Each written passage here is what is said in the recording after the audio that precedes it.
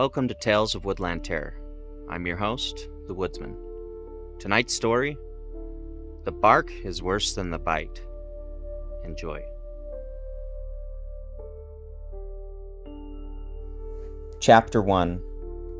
The Forest Ranger's Warning.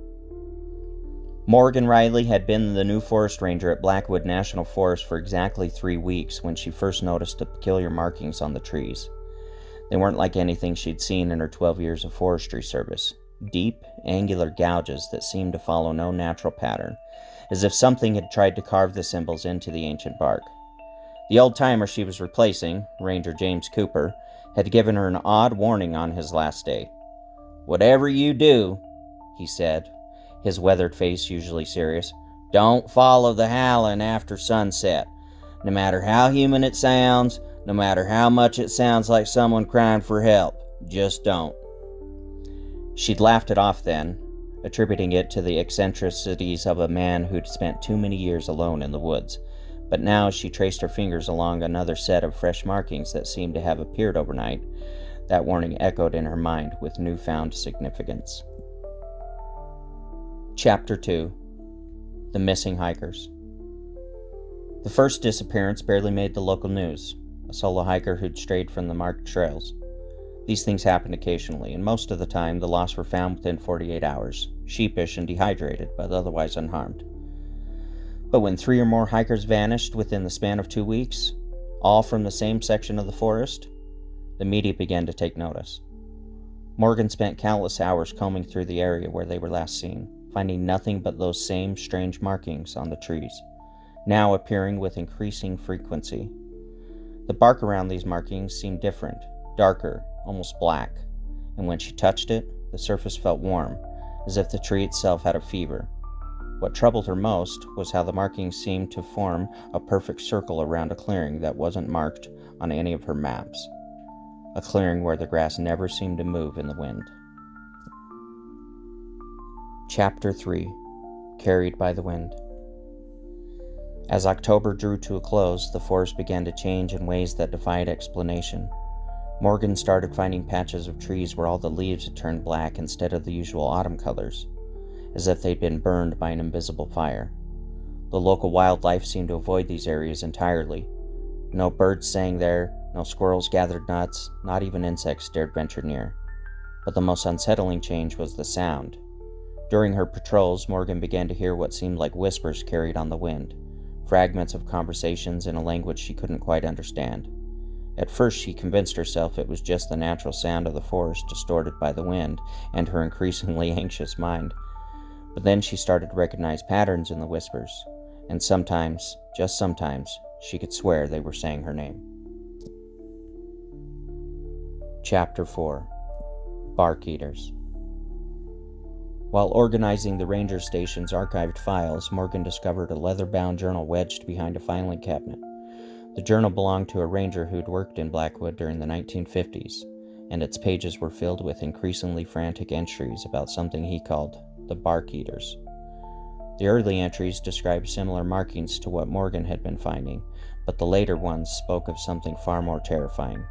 Creatures that seemed to emerge from the trees themselves, their bodies composed of twisted wood and blackened bark.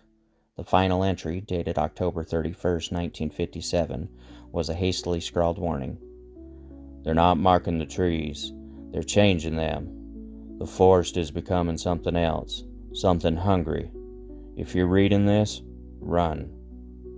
The journal ended there, and Morgan's research revealed that the ranger had vanished without a trace that same night. Chapter 5. Changing Shape. As Halloween approached, Morgan began to notice changes in the trees themselves. The marked ones seemed to be slowly twisting, their trunks contorting into unnatural shapes during the night when no one was watching. Time-lapse footage from her trail cameras showed nothing but static during these periods, as if something was deliberately interfering with the electronics. The bark on the trees had begun to develop strange textures. In some places it felt like skin, warm and pulsating beneath her touch. One morning, she found what appeared to be a handprint pressed outward from inside a tree trunk, as if something was trying to push its way out. The locals had started to report strange sounds coming from the forest at night, not just howling now, but something that sounded like wooden beams creaking and splintering, accompanied by what could only be described as the sound of trees screaming. Chapter 6. The Feeding Site. Following the pattern of the marked trees led Morgan to a discovery that chilled her to her core. Deep in the forest, in an area that should have been dense with vegetation, she found a perfect circular clearing.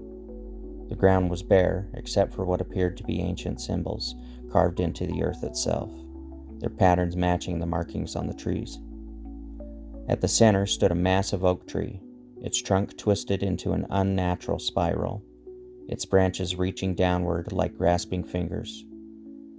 The dried leaves scattered around the clearing weren't the normal browns and reds of autumn, but they were pitch black and seemed to crumble into ash at her touch.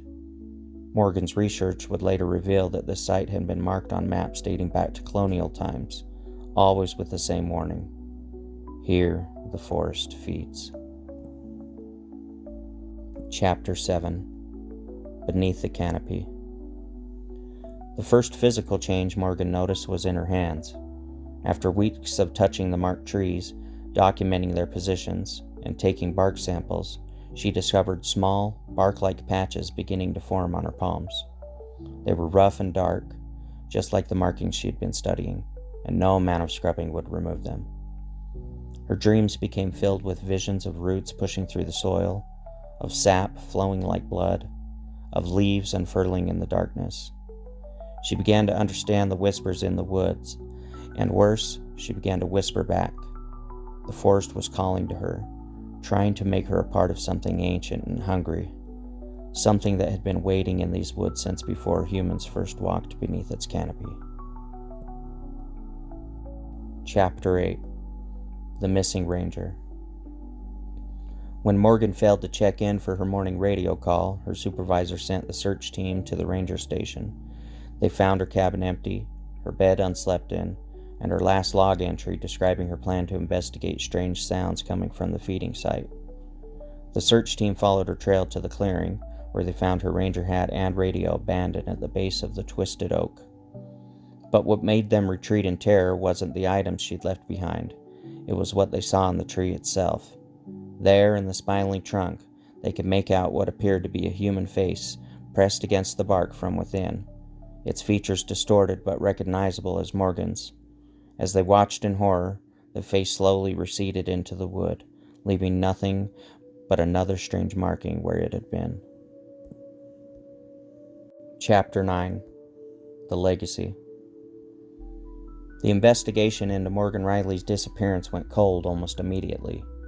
The Forest Service brought in experts from various fields, botanists, geologists, and even paranormal investigators, but no one could explain the strange markings, the black leaves, or the numerous disappearances. They closed off the area around the feeding site, but hikers reported seeing the marked trees spreading outward, the circle growing larger with each passing month.